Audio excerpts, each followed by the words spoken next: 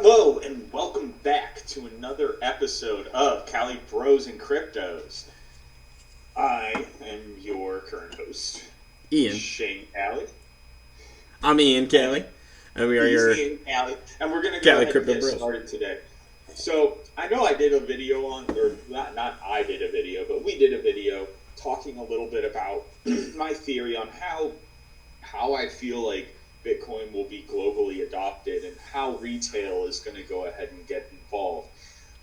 And I honestly think that this is something I haven't heard from anywhere else, and nobody has talked about this. And I honestly think that this is a really, really, really, really good concept and idea. And I'm going to go ahead and kind of let Ian chime in where he thinks things might make sense about this, or maybe some flaws in my logic here. So. Well, and Shane, before we get started, I know we did two videos already. One on the Bitcoin Satoshi theory, and then one on the why Bitcoin is for the people, right? It was kind of that. So I think, correct me if I'm wrong. There's kind of tie those two in and get a little bit more detailed. Okay, cool. Sounds good. So Yeah. I'll kind of go about that.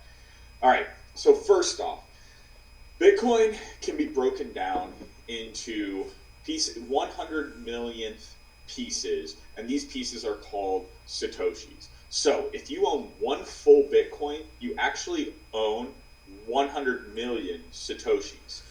And that's where, if you've ever bought Bitcoin, or if you've ever seen, if you've ever bought Bitcoin in dollars, you'll see that you bought 0.008217684239 Bitcoin, right? Because all of those decimal points, they do have an end. It's not an infinite, it's not an irrational number. It doesn't have an infinite amount of decimal points. All of those decimal points are actually Satoshis that you have bought. Now, obviously the average person doesn't necessarily have a general knowledge of this. So what I think you're going to start seeing over the next couple of years is that exchanges are going to go ahead and list Bitcoin in two different ways. First off, they're going to list Bitcoin in terms of actual Bitcoins. So right now, currently, Bitcoin is trading around $47,000. $47,000 to the average person is completely out of reach. No, even someone who makes six figures a year, or really even seven figures a year, if you're just going to take $47,000 and put it into something, that is a big deal, Yeah. even for someone who's making $1 million, right? So that's a big investment. So even the normal person who's making, anywhere between 40 and 70 or less, or maybe a little more a year, they're going to look at $47,000 and think it's way too expensive. I think this is part of the reason why you saw a really, really, really big push in early 2021 for Dogecoin and Shiba Inu in early 2021 as well, because these coins were cheap. People could own a lot of that particular coin. So people went in and bought. I remember hearing, as a teacher at school, I remember people coming up to me, "Oh, I own, 14,000 Dogecoin. 5 million Shiba. Yeah, I own 5 million, 15 million Shiba coins. This is awesome. What if it goes to $1, right?" So, and obviously there is a disconnect in that logic, and a disconnect in education as to why those coins are so cheap. And reference back to our market capitalization video that we did, where we discussed why you can have a coin that's $500 that's actually less expensive than a coin that's 2 cents. But go on. But it's the perception, is what you're saying. Yes, it is perception, right? So, in order to get, and I can't expect every single person in the retail market, every single normal person, to go through and do that education, and that's okay. They shouldn't need to in order to be able to buy Bitcoin, right? They shouldn't need to. That's like iPhone adoption. I don't know how specifically an iPhone works, how I can touch my finger on the touch screen and how the app opens up and exactly how the app was developed. I don't know all of those things, but I can still use an iPhone. The same thing with Bitcoin. I feel like people should be able to buy Bitcoin without actually 100% knowing it. Now, I'm never going to go ahead and tell you to invest in something that you don't understand. If you're watching this channel, you're on your way to actually trying to understand what Bitcoin is and why you're investing in what you're investing in, and that is 100% what I would suggest. However, that's not how reality works, and I understand that. So, um, what I think you're going to see is exchanges are going to take this idea of the Satoshi, which is one millionth or 1/100 millionth of a Bitcoin, and they're going to list it at the price that a Satoshi is worth. So if you take the price of Bitcoin right now, and Ian, if you could actually do this for me, that would be great. 46,502. So if you take that price right now, and if you divide it, I'm going to do a quick bit of math on my phone here. That's according to the Crypto Pro exchange. Global average of all exchanges. And divide it by 100 million, you get 0.00046502. Okay? That is how much one Satoshi costs. So if you're thinking of it this way, Shiba Inu right now, do you happen to have the price of Shiba Inu up for me, Ian? Give me one sec. 0.00002681. I have 6 million of them. Okay, so 0.0002 essentially. Yes. So I would say 0.25 would be more accurate, but 0.26, 0.27. There you go. So right now, you could approximately buy 23 Shiba Inu coins with one Satoshi. Kind of an there's a kind of an interesting conversion factor for you. But interesting, yes.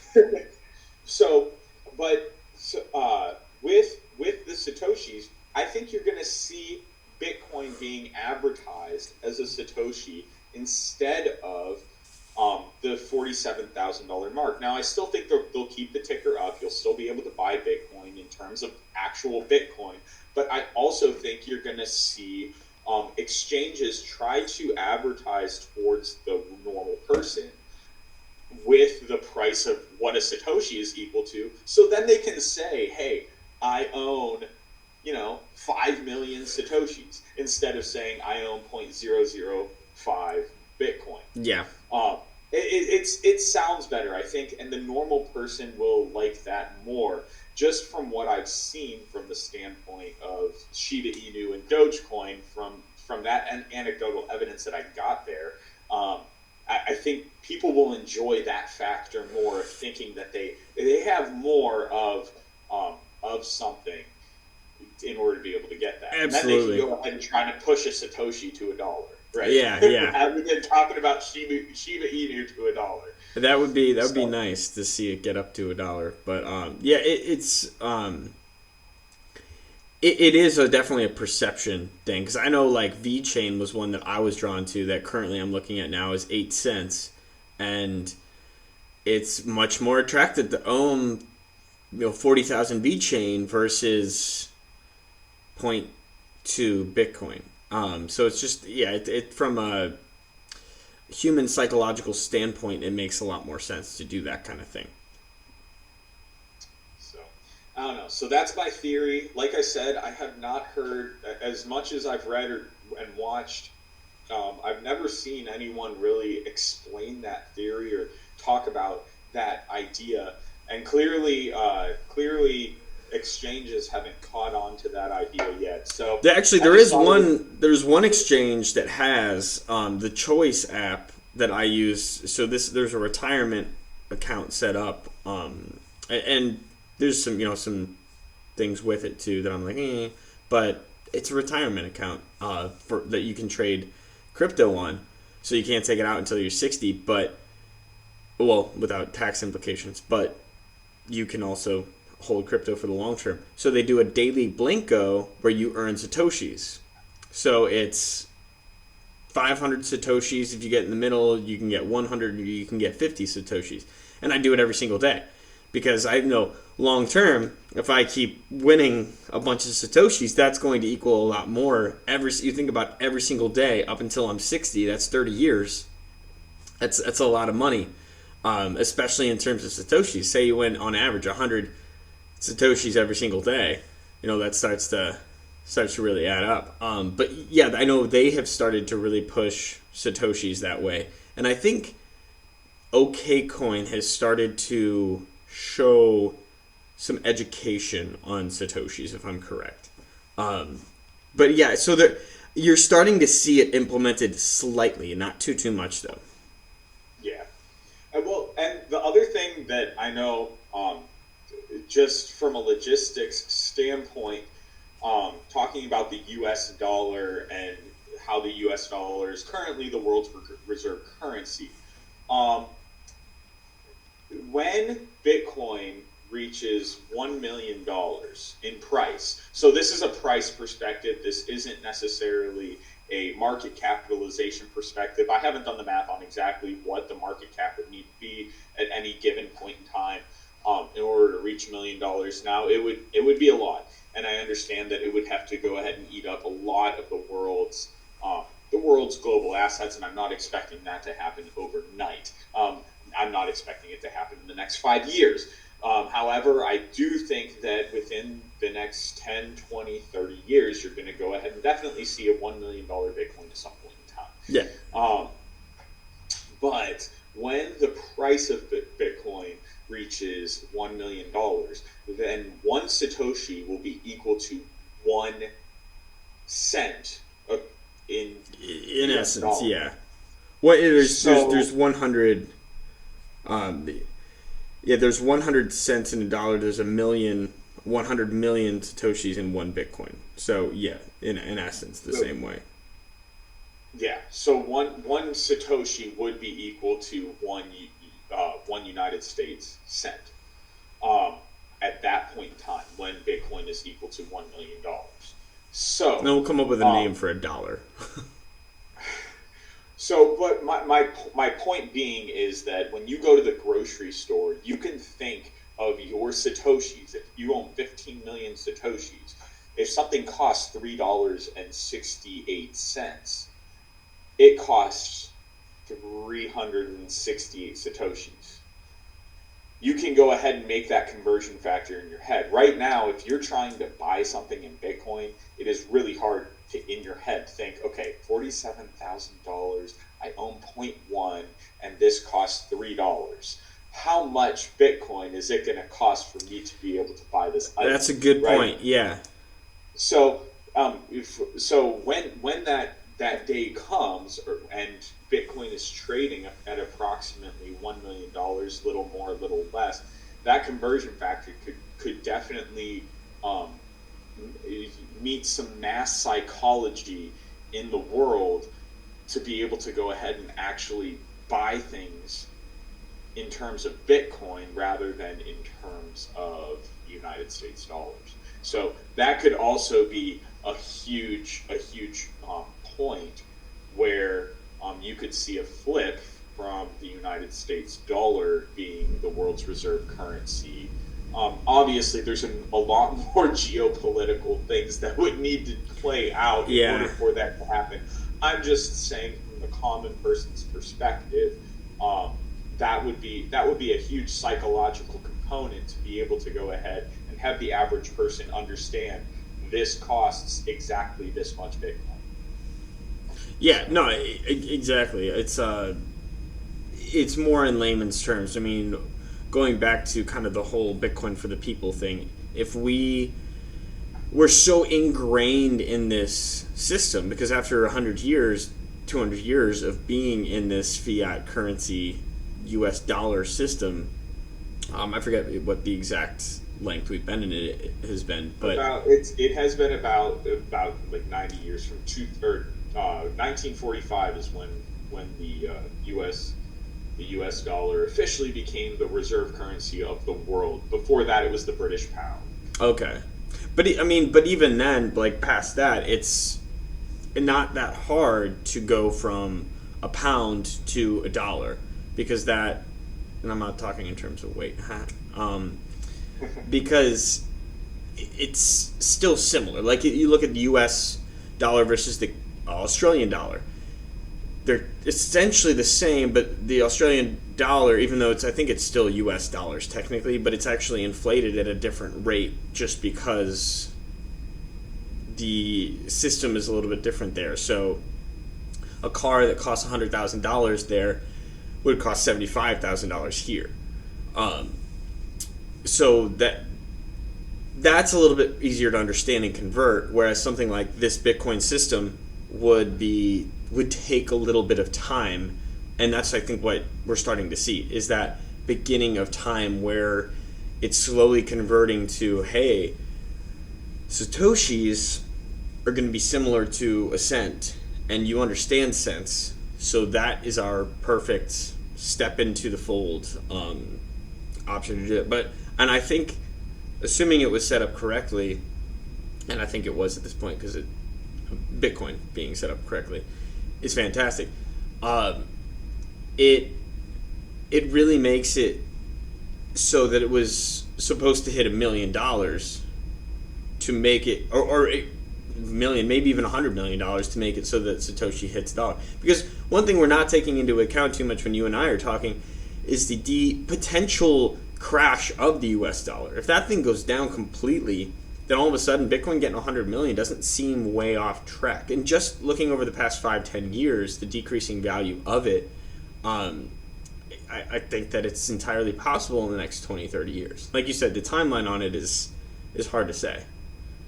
Yeah, and another thing to keep in mind. So I believe that we will always refer to a Satoshi as a 100 millionth of a Bitcoin. However, if it were to get up to that point where Bitcoin would be $1 million, or if a Satoshi would be worth more than $1 ever, which that would make Bitcoin worth $100 million, and the market cap would need to be way higher. And when I say that though, no, I know, and there is a scale factor where the U.S. dollar is devaluing Bitcoin. well, it's not just that. It's the global buying power. Like I look, at having a house in Maryland, I'm like, I'm not selling this because I know that 20 years from now, trying to buy this, like buying a house back in 1990, 1995, you could get, and it obviously depends on where you are, but let's say you're in the middle of Ohio, and you could buy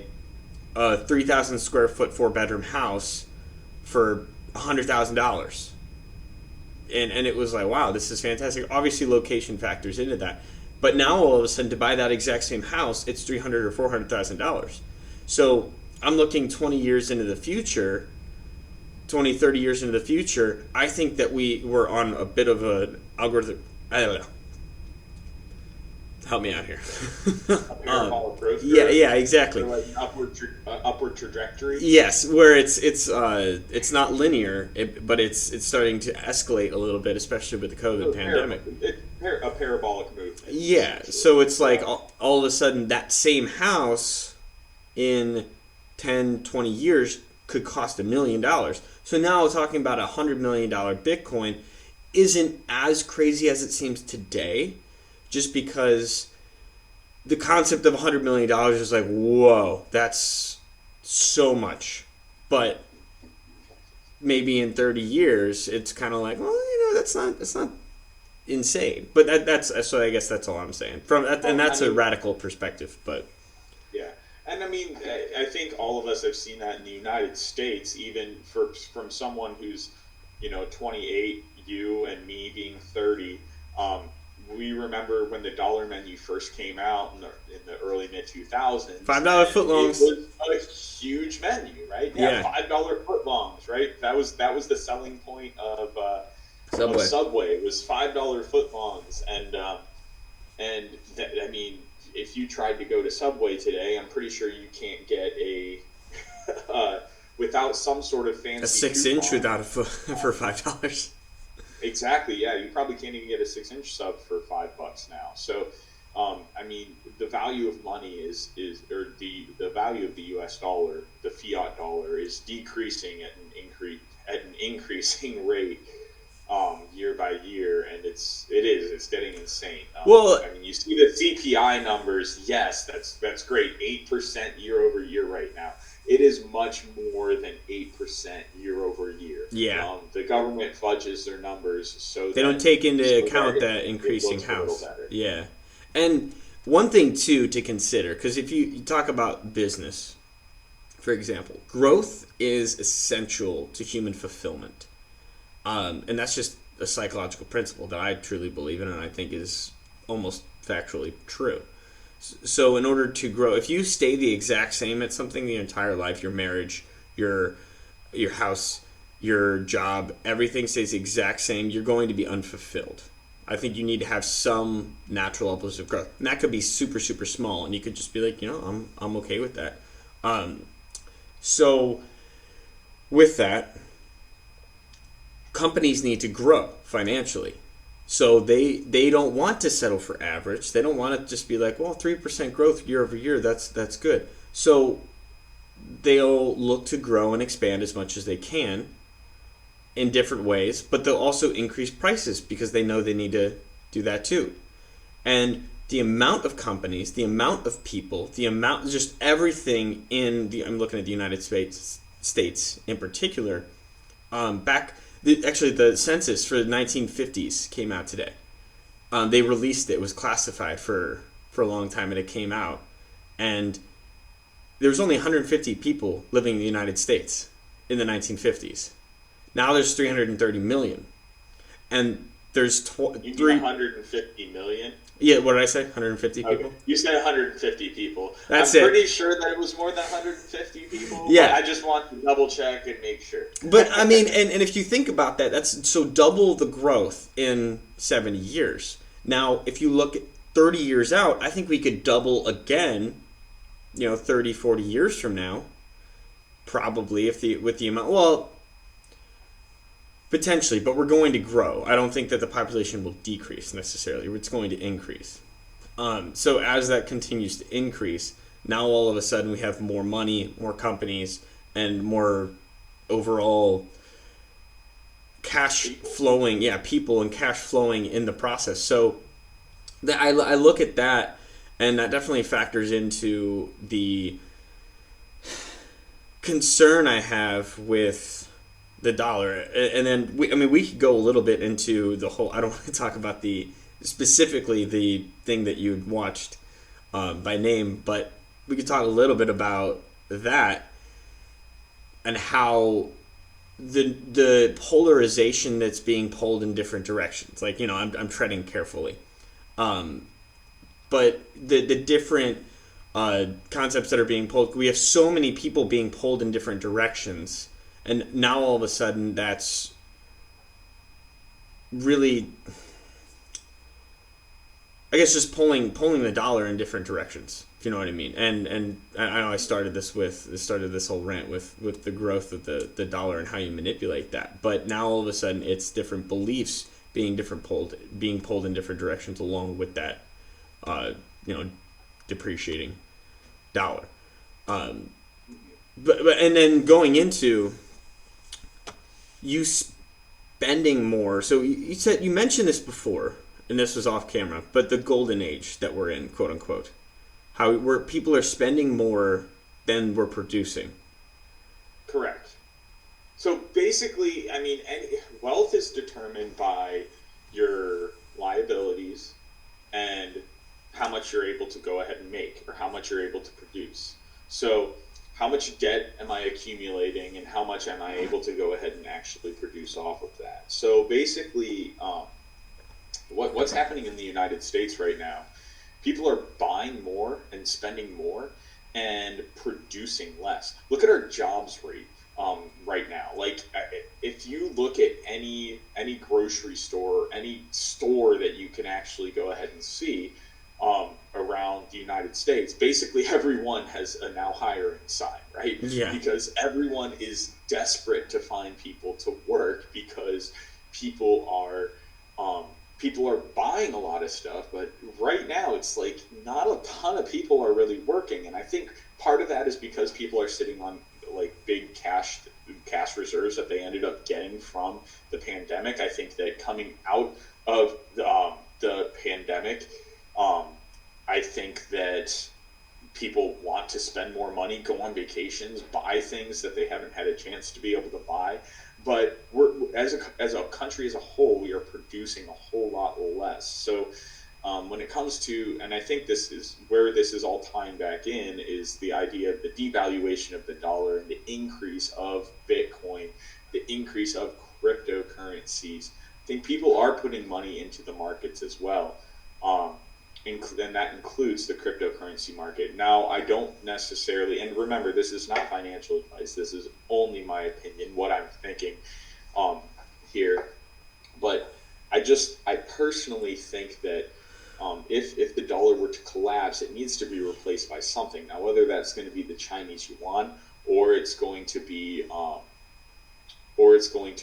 the Bitcoin or some sort of cryptocurrency that people are going to go ahead and use as that reserve currency, um, I think that it's still going to have an impact on the market because people who are buying Bitcoin with their reserves right now, who maybe don't have enough cash on the side or savings on the side to be able to go ahead and pay for the bills if things were to end up going into hyperinflation or they were to lose their job or something along those lines.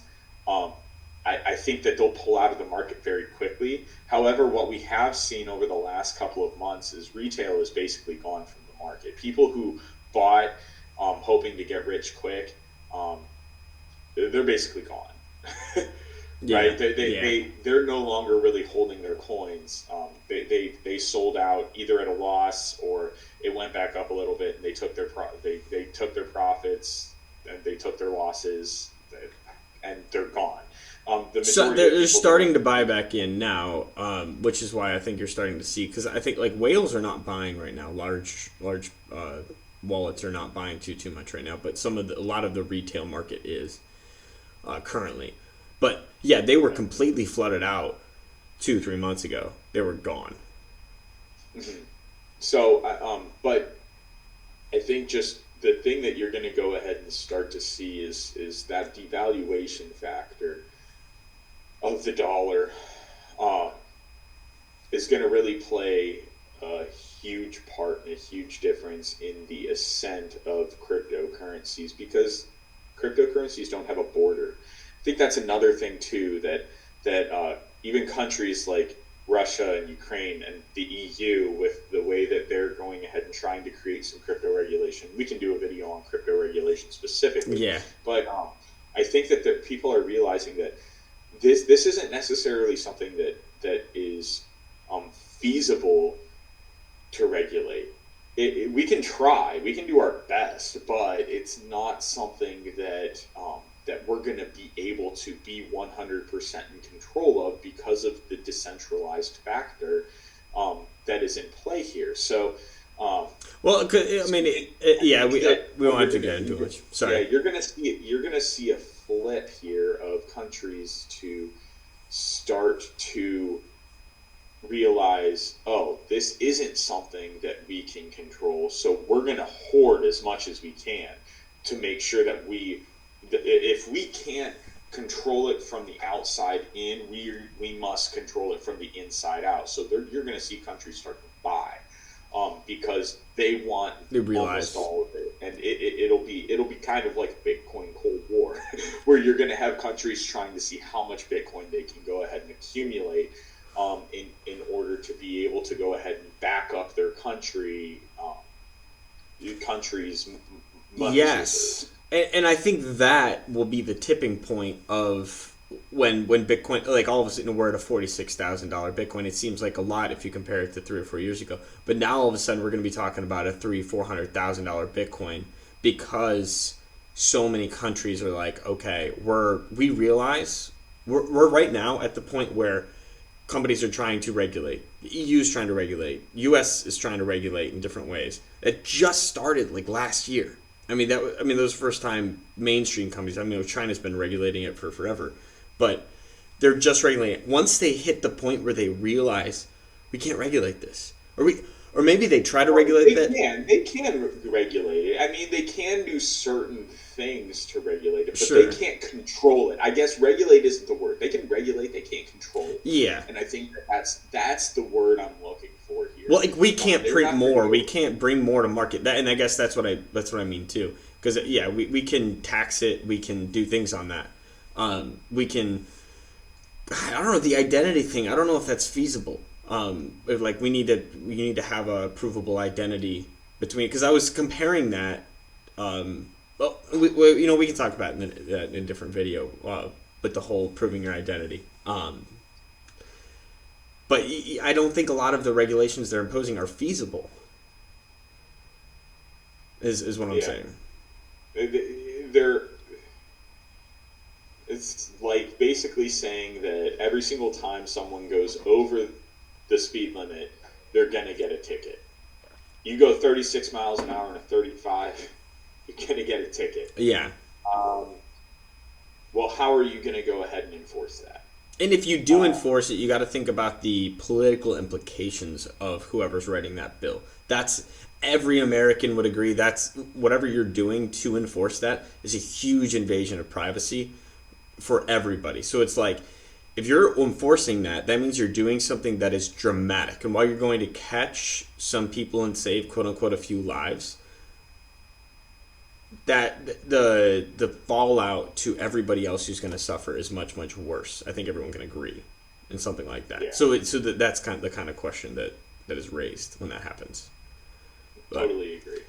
All right. Well, I think that's going to be it for today. But I know this was kind of a long video. If you stuck around at the end, that's awesome. Thank you very much for watching.